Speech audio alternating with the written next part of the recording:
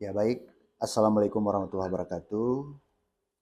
Segenap pendengar Radio Republik Indonesia Takengon yang berbahagia, dapat kami sampaikan bahwa menjelang akhir tahun, terutama menyambut Nataru, pemerintah Aceh dalam hal ini Dinas Pangan Aceh sudah menyampaikan surat kepada kami di Dinas Pangan Kabupaten Aceh Tengah bahwa Kabupaten Aceh Tengah adalah salah satu lokasi yang akan dilaksanakan gerakan pangan murah pemerintah Aceh, di mana kegiatan ini insya Allah akan dilaksanakan selama 2 hari, yaitu pada tanggal 5 Desember 2024 dan 6 Desember dengan berlokasi di Musara Alun dan di lapangan Sanggamara.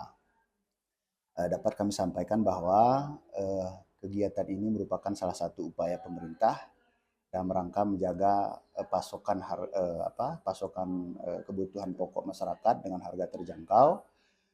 Kemudian merupakan salah satu upaya kita untuk menjaga stabilitas harga pangan menjelang hari besar keagamaan. Selanjutnya untuk Kabupaten Aceh Tengah sendiri kita mendapatkan porsi sebanyak 400 paket untuk 2 lokasi, berarti 800 paket. Yang antara lain terdiri dari beras premium, kemudian gula pasir, minyak kemasan, minyak goreng kemasan, dan telur ayam. Dengan jumlah komoditas beras premium sebanyak 2 ton, kemasan 5 kg, jadi ada sekitar 4 paket. Kemudian gula pasir sebanyak 800 kg per 2 kg.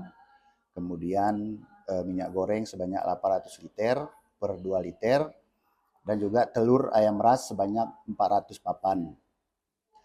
Dapat kami sampaikan juga pemerintah memberikan subsidi untuk masing-masing komoditas ini, yaitu untuk beras sendiri sebanyak 4.000 per kilogram, kemudian untuk gula pasir Rp5.000, kemudian minyak goreng Rp5.000, dan telur Rp10.000 per papan.